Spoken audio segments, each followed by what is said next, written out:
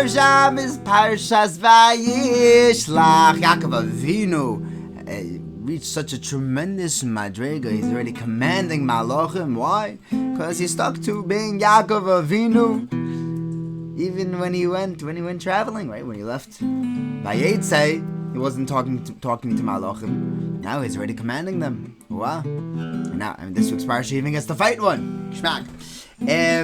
Interesting anecdote that happened in this week's Parsha. We have Chazal break down, it's a Pirkei Rabbi Eliezer, that Leah made a cheshbon, and she figured that if she was pregnant again, and if she were to have a boy, then there's only one shevet left to have.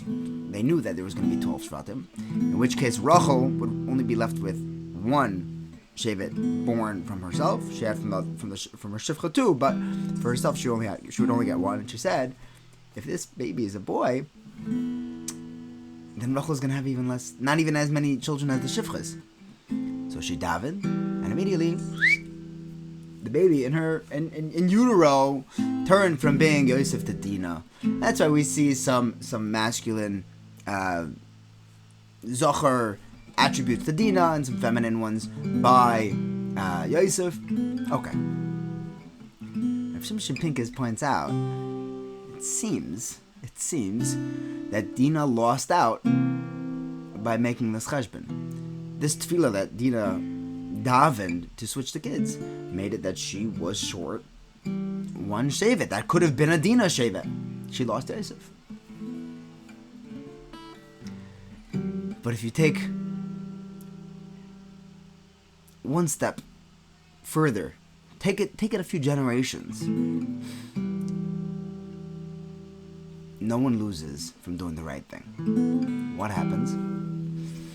Chazal tell us, it's a Yalkut, that Dinah gave birth to a daughter named Osnas.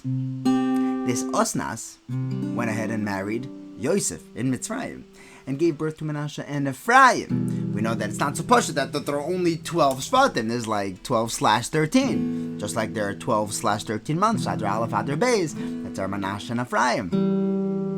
It comes out that by giving up Yosef, Leah got an extra shevet. She got Menashe and Ephraim to come from her daughter. You never lose from doing a chesed. There's a story.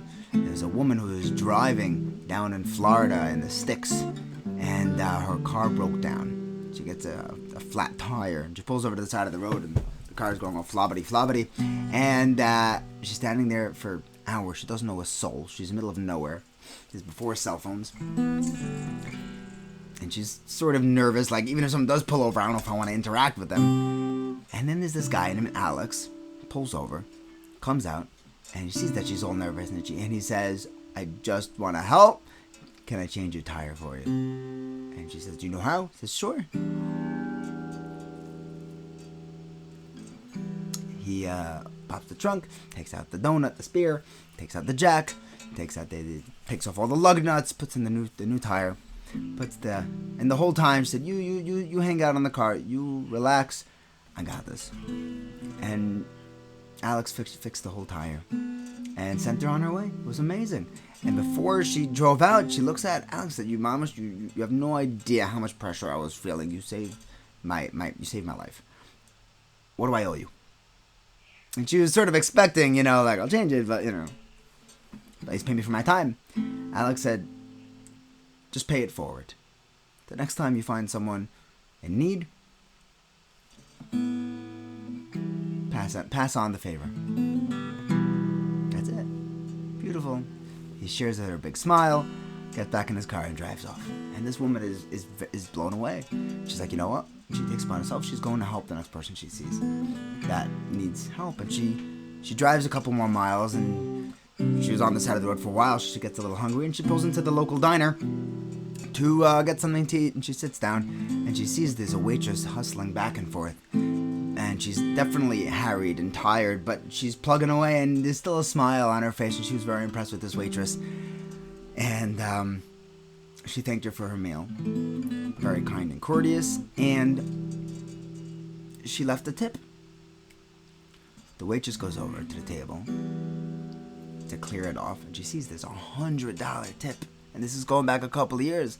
I mean, even now, $100 tip is a massive tip, and she sees that there's the $100 bill is on top of a napkin, so she reads the napkin. On the napkin, the woman wrote, "This is a favor that I received, and I'm passing it on. Use the money for whatever you need." And she picks up the napkin, and there's another $400 bills underneath. $500. Wow.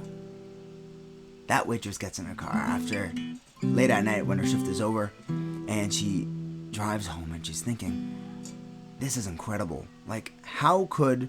This is just a gift min hashamayim. Like, there's no way that this woman could have known the financial pressures that we're on. We're expecting another kid, and we can't really afford him. And it's like, this is like the greatest gift in heaven. And she comes home that night, and she's just happy. She's just happy. This is just incredible. And when she goes to sleep that night, before turning off the lights, she calls out to her husband, "Good night, Alex. Hashem loves you." Isn't that wild? You never know. You never know what's going to happen. But the one thing that's guaranteed, you get a lot more than you give.